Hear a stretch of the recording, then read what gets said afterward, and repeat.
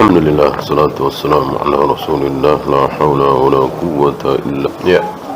Bagaimana dengan hadis yang menyatakan bahwa barang siapa yang menyambung 100 tahun maka dia akan panjangkan umurnya? Ya, catatan ada dua. Satu, catatan di lauh mahfuz dilakukan oleh Allah 50.000 tahun sebelum Allah menciptakan langit dan bumi. Nah, sifat catatan ini adalah rufi'atil aqlam wa jaffatis suhuf. Pena sudah terangkat, tinta sudah kering, enggak ada perubahan. Nah, catatan kedua itu di perut ibu kita. Saat kita berumur 4 bulan di perut ibu kita. Nah, disitulah yang dimaksud oleh Allah, yang dimaksud oleh Rasulullah. Siapa yang bersilaturahim akan dipanjangkan umurnya. Siapa yang banyak sedekah akan dijauhkan dari penyakit mara bahaya. Di situ ada catatan bercabang, bersyarat. Misalnya tulis umurnya 60 tahun. Tapi kalau dia menyambung silaturahim, panjangkan jadi 80 gitu. Tulis rezekinya sekian. Tapi kalau dia banyak sedekah, tambah sekian. Tulis dia sakit tahun 2010, ya, 6 bulan. Tapi kalau dia banyak sedekah 2 hari saja atau tidak sakit, dan seterusnya. Tentu kita tidak usah ikut campur dengan catatan yang pertama, cukup catatan kedua. Ya, maka ya sudah, kan kita nggak tahu nih umur kita berapa. Nah, ingin panjang, sambung silaturahim. Sekarang pemerintah membolehkan umroh haji bagi wanita tanpa mahram. Apakah dengan demikian menjadi boleh? Tidak, ya. Yang mengharamkan wanita safar tanpa mahram siapa? Allah dan Rasulnya.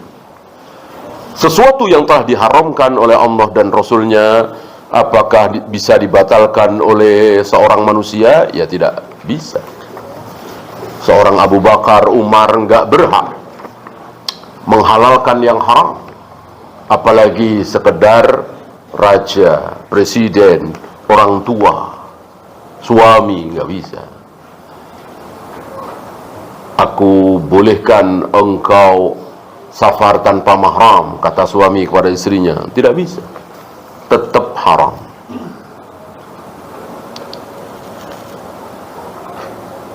Apa bedanya jin, iblis, dan setan? Iblis adalah satu jin. Istilah kita seorang jin. Jin itu kan jutaan seperti manusia.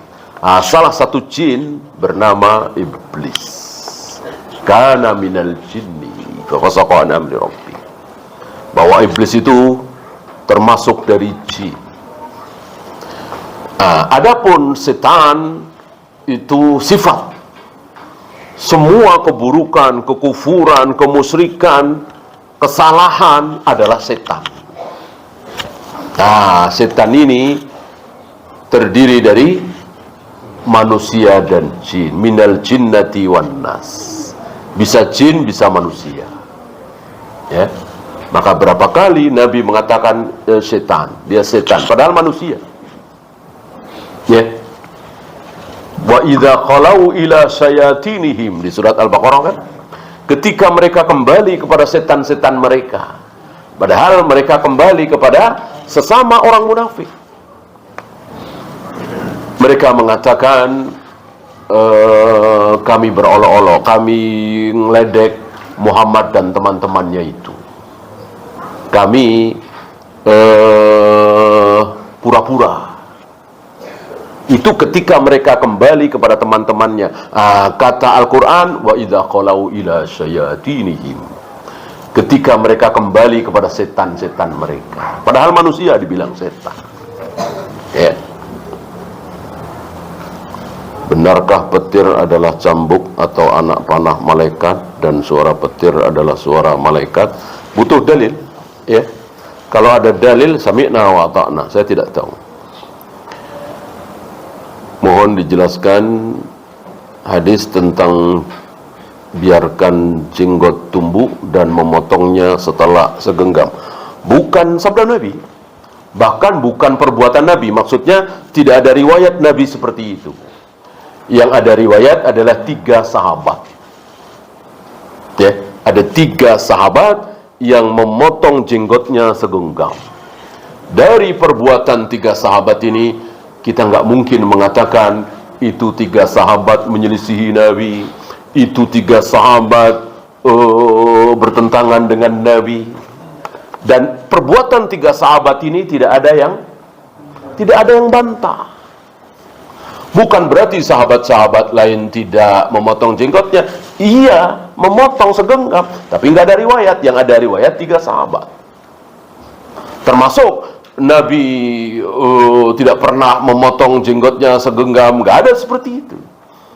Insya Allah Nabi memotong jenggotnya segenggam, tapi nggak ada riwayat. Dengan riwayat 3 sahabat tadi sudah cukup. Kan nggak mungkin ada seorang sahabat berani menyelisihi Nabi. Seandainya memotong jenggot segenggam itu salah,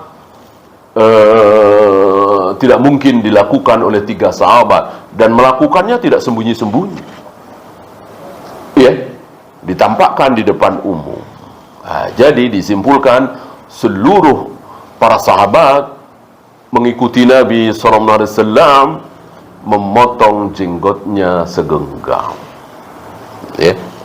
Maka jenggot yang terlalu panjang sampai ke pusar, sampai ke perut, ini bid'ah, ya, karena menyelisihi para sahabat, menyelisihi Nabi SAW. Apakah kalau sholat sendiri di rumah disunahkan iqamah? Bahkan azan, kalau memang tidak terdengar azan. Misalnya kita di rumah atau di tempat mana, ya, nggak ada kedengaran azan, iya, disunahkan azan. Setelah itu qomat, kemudian sholat. Apakah seluruh malaikat kelak memasuki dan menikmati surga? Tadi malaikat tidak ingin apa-apa, pinginnya taat. Ya ngapain surga? Lihat bidadari, lihat nenek-nenek, sama aja malaikat, ya. Kalau kita kan beda, ya. Nah, jangankan bidadari, gadis cantik dengan nenek-nenek, tentu kita beda perasaannya. Malaikat biasa aja.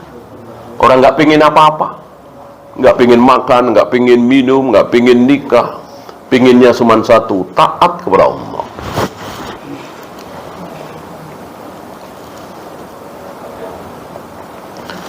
Salat sunat apa yang dikerjakan setelah adzan Isya ketika masuk masjid? Silahkan tahiyatul masjid. Atau mungkin istikharah ketika ada sesuatu. Adapun qobliyah Isya hadisnya dhaif.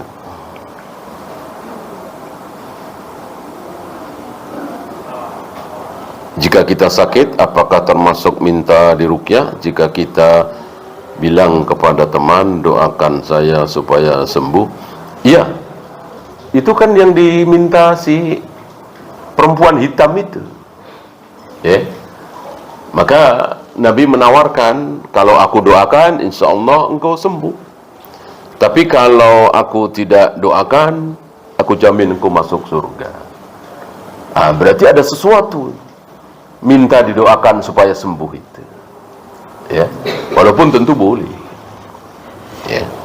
Maka yang terbaik doa adalah sendiri, ya. Walaupun minta doa kepada yang lain boleh, ya. Terutama tentang sembuh dari sakit, lebih baik doa sendiri.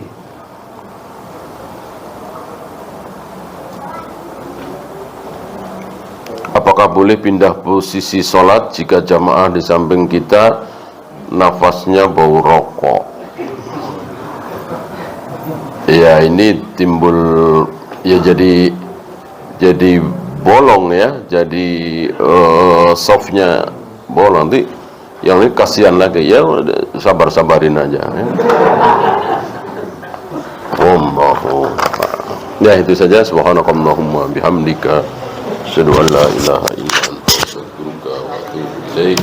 Assalamualaikum warahmatullahi